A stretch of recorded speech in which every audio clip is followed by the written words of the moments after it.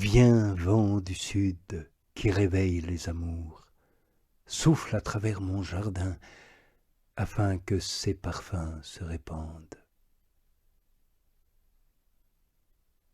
Ces parfums que le souffle de l'esprit fait s'exhaler sont parfois si abondants que l'âme se croit tout investie de délices et baignée dans une gloire inestimable. L'impression en est si puissante que non seulement elle est éprouvée à l'intérieur de l'âme, mais qu'elle rejaillit à l'extérieur, et ceux qui en ont l'expérience le reconnaîtront fort bien. Il leur semble que cette âme est comme un jardin merveilleux, tout rempli des délices et des richesses de Dieu. Et non seulement lorsque les fleurs de ses vertus sont épanouies, cette âme sainte donne un tel spectacle, mais d'une manière ordinaire, elle porte en elle un je ne sais quoi de grandeur et de dignité qui inspire aux autres la réserve et le respect. C'est un effet surnaturel qui se répand dans toute sa personne par suite de ses communications intimes et familières avec Dieu. Le livre de l'Exode nous en donne un exemple. Il nous raconte de Moïse qu'on ne pouvait soutenir l'éclat de son visage, tant était grande la gloire et la majesté de sa personne, depuis qu'il avait traité face à face avec Dieu. L'époux, qui n'est autre que Jésus, le Fils de Dieu, se sert de ce souffle de l'Esprit Saint à travers l'âme, visite pleine d'amour qu'il lui fait. Et il se communique à elle d'une manière très élevée. C'est dans ce but qu'il lui envoie tout d'abord son esprit, comme il le fit pour les apôtres. Et l'Esprit Saint, son intendant, lui prépare une demeure dans l'âme, son épouse.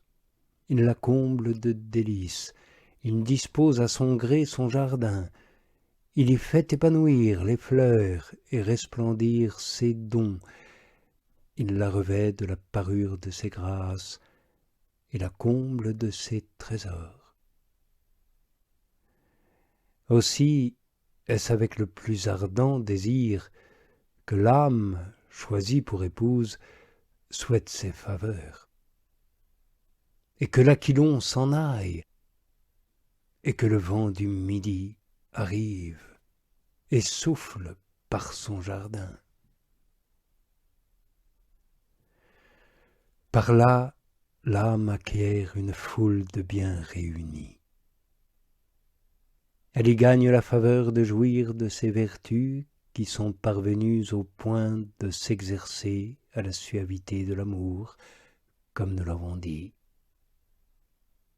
Elle y gagne de voir le bien-aimé se réjouir au milieu de ses vertus, puisque c'est par leur intermédiaire, comme nous venons de le dire, qu'il se communique à l'âme d'une manière plus élevée et lui accorde des faveurs plus particulières que précédemment. Elle y gagne de voir le bien-aimé prendre beaucoup plus ses délices en elle, parce qu'elle s'exerce à la pratique des vertus, et c'est là ce qui la réjouit le plus, car elle ne veut que ce qui plaît au bien-aimé. Elle y gagne également la faveur de voir durer et persévérer cette saveur et cette suavité des vertus, car elle persévère dans l'âme tout le temps que le bien-aimé y séjourne de cette sorte. Il donne en effet à l'épouse la faveur de goûter la suavité de ses vertus. C'est ce que dit l'épouse du Cantique des Cantiques en ces termes, tandis que le roi reposait sur sa couche, c'est-à-dire était dans son âme, mon art odoriférant a répandu un parfum suave. Cet arbuste odoriférant qui porte beaucoup de fleurs, c'est ce plant de nombreuses vertus qui, avons-nous dit, se trouve dans l'âme. L'âme l'a nommé aussi vigne en fleurs, ou bouquet de fleurs en forme de pommes de pin. Ainsi donc, cet arbuste donne la suavité de ses parfums à Dieu et à l'âme, tout le temps que Dieu demeure dans l'âme, par sa communication substantielle. En conséquence, il est souverainement à désirer que chaque âme demande au souffle de l'Esprit Saint de passer par son jardin, pour que ses parfums divins se répandent.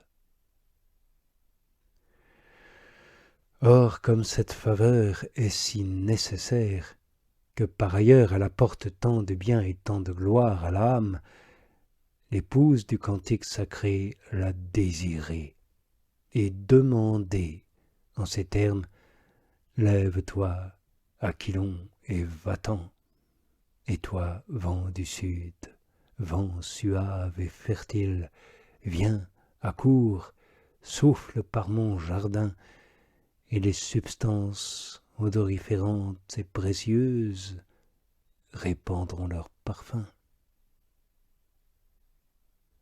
Ce passage du cantique est tout ce que nous avons dit dans cette strophe jusqu'ici. Et tout cela, l'âme le désire, non pour les délices et la gloire qui lui en reviennent, mais pour les délices qu'elle sait que son époux y trouvera. C'est en outre une disposition et une préparation de sa part pour que son époux bien-aimé, le Fils de Dieu, le Christ Jésus, vienne mettre en elle ses délices. Voilà pourquoi elle dit aussitôt ce que nous expliquerons demain, et le bien-aimé se rassasiera au milieu des fleurs.